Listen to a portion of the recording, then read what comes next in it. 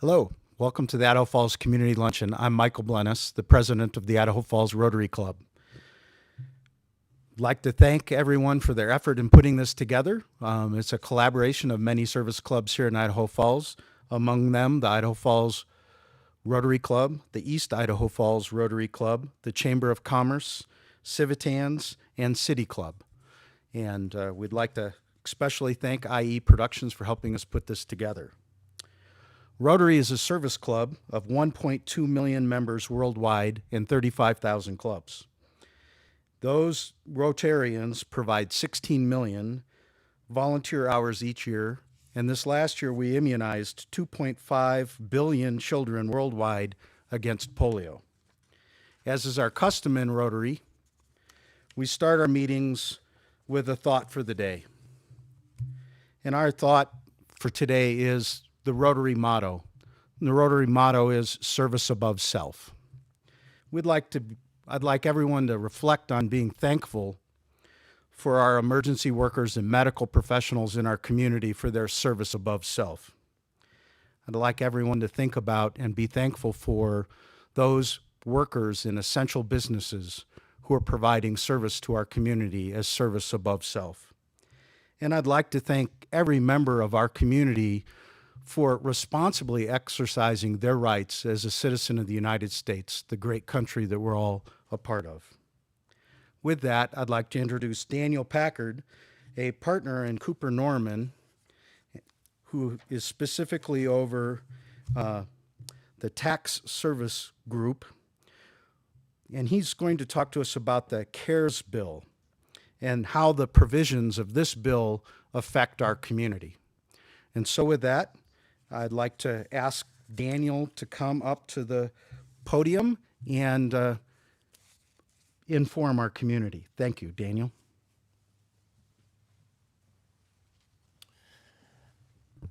Thank you, Mike. Appreciate the opportunity to be here today to discuss some provisions of the CARES Act. This is a very unique time.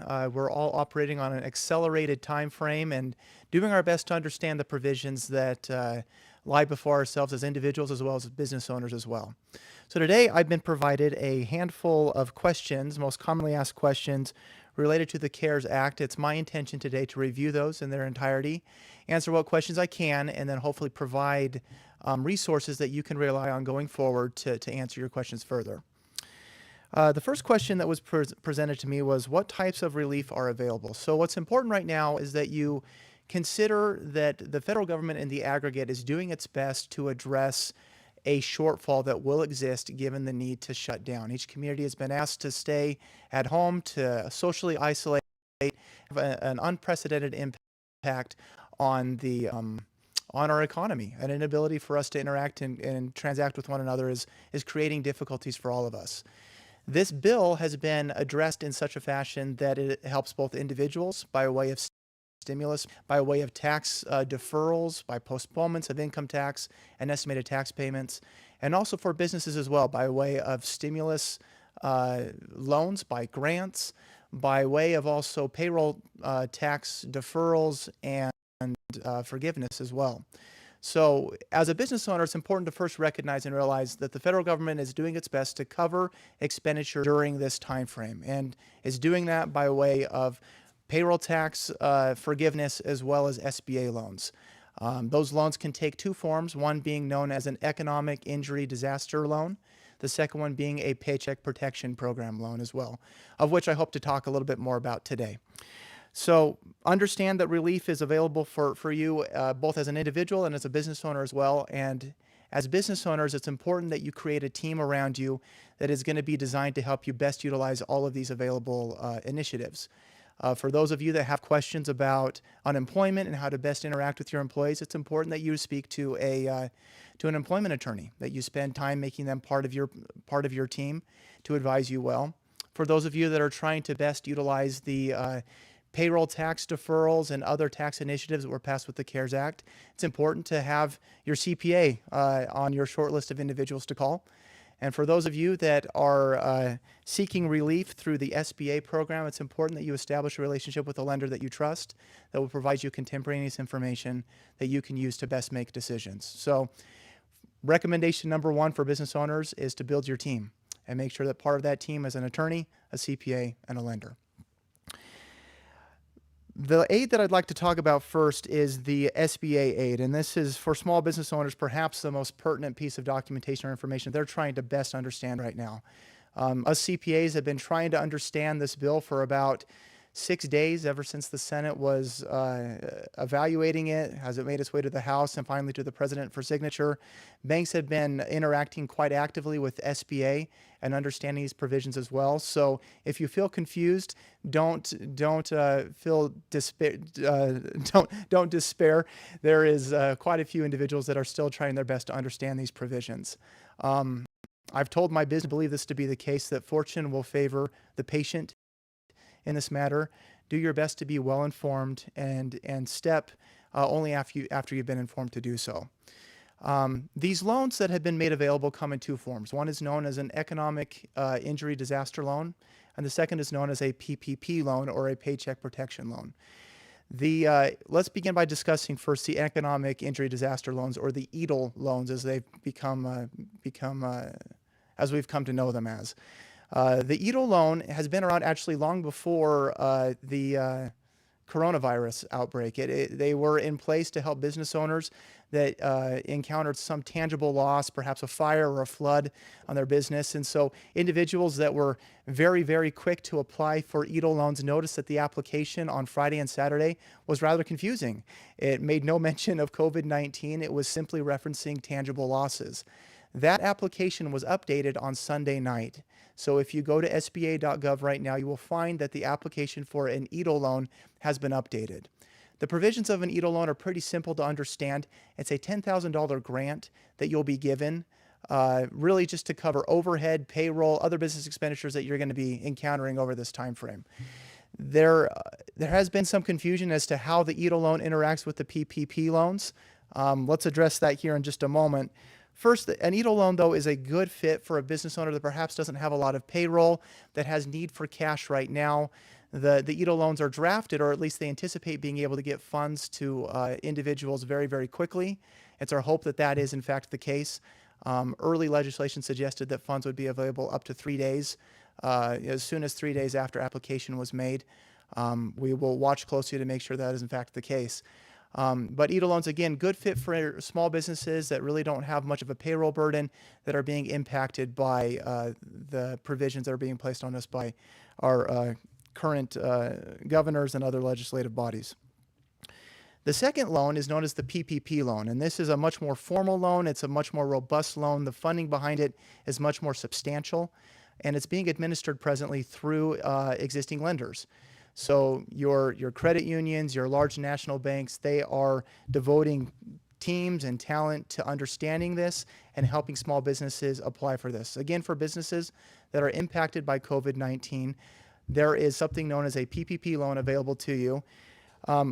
As of yesterday, the confusion, or I guess a lot of the questions I was answering, was, if I have an EIDL loan, if over the weekend I applied for an EIDL loan, can I simultaneously get a PPP loan? And the answer is yes, but you need to understand the parameters under which how those funds are used.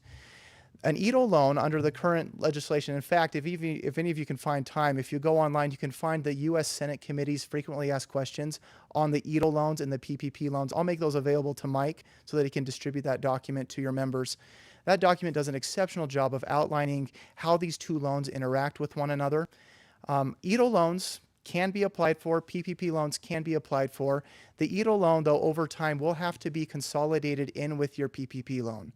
So the two programs will not run, continuously with one another. They will operate eventually all under one PPP loan if it is your intent to apply for one of those as well. As I mentioned previously, the PPP loan is a much more robust loan. It is one that will provide you 2.5 times your monthly payroll in the form of a tax-free grant that you will receive. So an example would be that perhaps your business has any one given month $25,000 of payroll tax burden. They will give you a loan of $62,500 that you can use to pay for payroll, as well as other expenditures such as rent, mortgage interest, and certain utility bills as well. You can pay for those things, again, within that 8-week period that the loan will stipulate. There's a lot of provisions that can limit the effectiveness of that grant, which we'll review in here in just a moment. But bear in mind, there are two programs available to business owners, the EIDL loan and the PPP loan. So if I'm a business owner right now, I'm perhaps wondering, should I go out to the SBA.gov website and apply for an EIDL loan? Or should I go and speak to my lender directly? My answer at this point is that you should probably familiarize yourself with the SBA.gov application, understand the questions that it's going to ask, and make contact with your lender, asking for his or her advisement on how to best approach these loans. They will direct you well. The other question that I received here was, what documentation should I be compiling in order to apply for these loans? Great question is, I think, while the applications have not yet been given, I guess have not been formulated by the banks, they are putting together, many of the lenders are putting together document request lists right now that include your most recently filed 941, Form 941, which is a payroll tax form, your income tax returns if they're available for 2019, financials for 2019 as well as trailing 12-month financials ending on February 29th as well. In addition to that documentation, I'd recommend that narratives be prepared to describe how COVID-19 has impacted your business and perhaps other provisions as well. I would recommend that, again, as you're compiling this documentation, work closely with your CPA and your lender to make sure that you're not compiling more information that you need, but at the same time that when the applications are available, that you'll have a competitive advantage to file very, very quickly. So again, payroll data probably being some of the most important pieces of information that you can compile. These loans are much than a traditional that businesses will apply for that are based on a business's creditworthiness, such as its net income or its gross revenue. There are very that they are interested in helping determine the amount of the loan that can be forgiven or how much can actually be issued as well. Most of that information being focused around payroll. Payroll detail, 941s, that would be meaningful information to compile in preparation for these applications to be released. Conversations I've had with recent bankers or local lenders here has indicated that those loans should probably be, the application should probably be finalized and available as soon as Friday. I hope that to be the case. If not, probably early next week, we can expect those applications to be intact. There have been questions about, well, there's a difficulty that Idahoans and other business owners have had.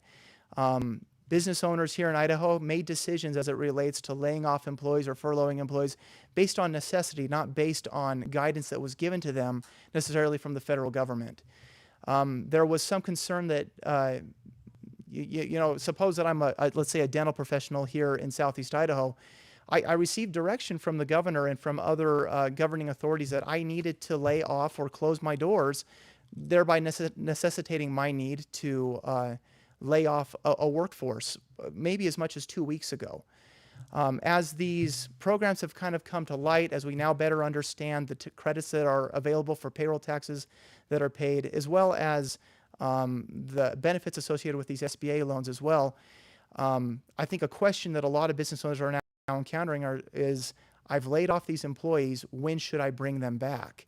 And for those of you that are applying for PPP loans, that question is going to be largely motivated by the funding of that loan and the dates that are stipulated by SBA and by your lender. There is a provision with the PPP loans that you have to demonstrate that you've maintained full-time equivalents or the same number of employees that you had, let's say, back in January, as you are during your loan period as well. So suppose, for instance, I'm a dental professional. I have, let's say, 10 employees. I had 10 employees back in January. I've laid them all off.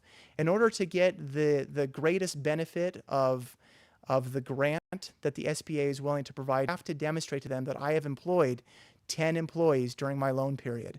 So I will be motivated to take those employees off of unemployment and bring them back into the workforce and service their payroll with the proceeds of that loan. So no one has a definitive date for that quite yet. It is going to be contingent on the funding of that loan. However, I would recommend that conversation be, again, had with your attorney, with your CPA, and your lender as well, so you can best time the reintroduction of your employees into your workforce. There are many questions surrounding the tax provisions that surround the CARES Act as well. There is available to business owners a payroll tax credit that they can receive relief for 50% of their payroll tax burden. That's going to be available to most employers, even those that are not impacted by COVID-19. In addition to that, there is also credits that are available for your adherence to the FMLA. If you have a question as to what the FMLA is, I recommend you speak with your employment attorney as well as your CPA. It is the provisions that you are required to adhere to for pay for individuals that are asked to leave work because of a government mandated shutdown. Idaho would be characterized as such given our stay-at-home order that's been given to us by Governor Little. Outside of those provisions, there have been increases or revisions to net operating loss provisions, other stimulus packages as well, all of which are currently being defined by regulatory agencies. It's been said, and I agree with that a law lacks efficacy until it is well defined by the regulatory bodies that define them. So the Secretary of Labor, or the IRS, there are other regulatory bodies that need to provide us guidance as to how to claim certain credits, how to participate in these benefits as well. And it's important that you just remain apprised of those things by remaining close to your business advisors as well. Outside of those provisions, I wanted to briefly talk about the FFCRA or the FMLA program as well. This is the program I previously mentioned for those employers that starting April 1st to April 15th plan to maintain a workforce. There are credits, or I should begin by saying there are certain obligations that are placed on you by the Secretary of Labor as it relates to you paying individuals a certain amount, whether it be 100% of their payroll or a certain mandated amount, $511 daily or $200 daily, depending on the circumstances surrounding that employee. These are complex regulations as well. Again, they are hard to apply generally. It's my recommendation that you also find time to speak with your CPA about FMLA and how it will apply to you individually as a business owner. With those provisions, Mike, I appreciate the time that I've had to speak with the Rotary and with this group. I look forward to providing further information as this develops as well. And with that, I'll turn my time back over to Mike.